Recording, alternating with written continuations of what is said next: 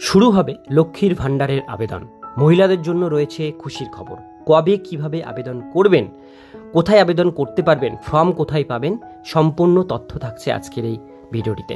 ভিডিওটিকে স্কিপ না করে প্রথম থেকে শেষ পর্যন্ত মন দিয়ে দেখতে থাকুন। চ্যানেলে প্রথমবার হলে সাবস্ক্রাইব করে পাশের বেল আইকনটিকে বাজিয়ে রাখুন, কারণ আমরা এরকমই গুরুত্বপূর্ণ হেল্পফুল আপডেটগুলো প্রতিনিয়ত আমরা আমাদের চ্যানেলে দিয়ে থাকি। তো চলুন আজকের ভিডিওটিকে শুরু করা যাক। তো বন্ধুরা, এখানে প্রথমেই বলা হচ্ছে পশ্চিমবঙ্গের বুকে সারা জাগানো প্রকল্পগুলির মধ্যে অন্যতম হল লক্ষ্মীর ভাণ্ডার প্রকল্প। প্রতি মাসে বাংলার মহিলাদের অ্যাকাউন্টে সরাসরি 1000 টাকা থেকে 1200 টাকা পর্যন্ত দেওয়া হয় রাজ্য সরকারের তরফ থেকে। এই টাকা বর্তমানে পশ্চিমবঙ্গের মা বোনেদের হাত খরচের টাকা হয়ে দাঁড়িয়েছে। অনেকে আবার সংসার খরচ পর্যন্ত চালান। চলতি বছরের জন্য লক্ষ্মীর ভাণ্ডার প্রকল্পের আবেদন শুরু হয়ে গিয়েছে। এই প্রকল্পে কিভাবে আপনারা আবেদন করবেন, বয়সসীমা কি থাকছে, কবে থেকে শুরু হচ্ছে, সমস্তটাই জানবো আজকের এই ভিডিওটির মধ্যে। লক্ষ্মীর ভাণ্ডার প্রকল্প 2024 বাংলার মহিলাদের উন্নয়নের স্বার্থে চালু হওয়া জনপ্রিয় প্রকল্প হল লক্ষ্মীর ভাণ্ডার। প্রথমেই জেনারেল কাস্ট মহিলারা এখানে পেতেন 500 টাকা এবং সংরক্ষিত শ্রেণীর মহিলারা পেতেন 1000 টাকা করে প্রতি মাসে। তবে এখন এই পরিমাণ বাড়িয়ে দেওয়া হয়েছে। সাধারণ শ্রেণীর মহিলারা পান 1000 টাকা এবং সংরক্ষিত শ্রেণীর মহিলারা এখন পান 1200 টাকা করে।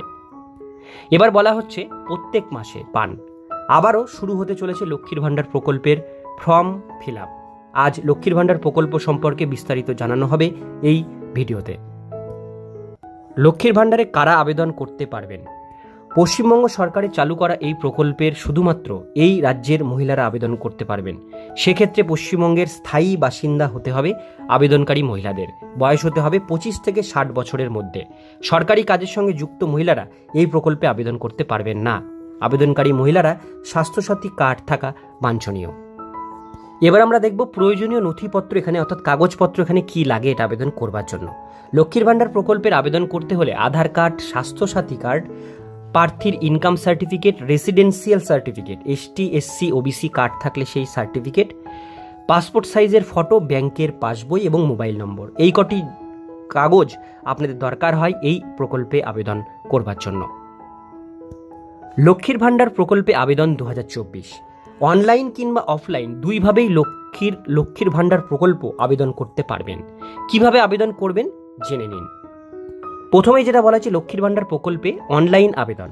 লক্ষ্মীর ভাণ্ডার প্রকল্পের আবেদন করতে হলে সবার প্রথমে অফিসিয়াল ওয়েবসাইট থেকে ফর্ম ডাউনলোড করে প্রিন্ট আউট করে নিতে হবে। তারপর সেটি মনোযোগ সহকারে ফিল আপ করে প্রয়োজনীয় নথি যুক্ত করে নিকটবর্তী দুয়ারে সরকারের ক্যাম্পে গিয়ে জমা দিতে হবে। আবেদন গ্রাহ্য হলে প্রতি মাসে আপনারা অ্যাকাউন্টে পাবেন 1000 টাকা থেকে 1200 টাকা পর্যন্ত। এবার বলা হচ্ছে লক্ষ্মীর ভাণ্ডার প্রকল্পের আবেদন শুরু। প্রতি বছরের মতো এবছরও দুয়ারে সরকারের শিবির থেকে লক্ষ্মীর ভাণ্ডার প্রকল্পের আবেদন করতে পারবেন মা বোনেরা। শোনা যাচ্ছে জুলাই মাসের প্রথম সপ্তাহ থেকে এই প্রকল্পের আবেদন শুরু হতে পারে। তাই লক্ষ্মীর ভাণ্ডার প্রকল্পে নতুন করে আবেদন করতে চাইলে কিংবা কোনো কিছু সমস্যার সমাধান করার থাকলে অবশ্যই দুয়ারে সরকারের ক্যাম্পে গিয়ে আধিকারিকদের সঙ্গে আপনারা কথা বলুন। তো আজকের ভিডিও এতটুকুন পর্যন্তই। ভিডিওটি কেমন লাগলো অবশ্যই কমেন্টে জানাবেন। ভালো লাগলে লাইক করবেন। চ্যানেলে প্রথমবার হলে সাবস্ক্রাইব করে পাশের বেল আইকনটিকে বাজিয়ে রাখবেন, কারণ আমরা এরকমই গুরুত্বপূর্ণ হেল্পফুল আপডেটগুলো আমাদের চ্যানেলে প্রতিনিয়ত আমরা দিয়ে থাকি।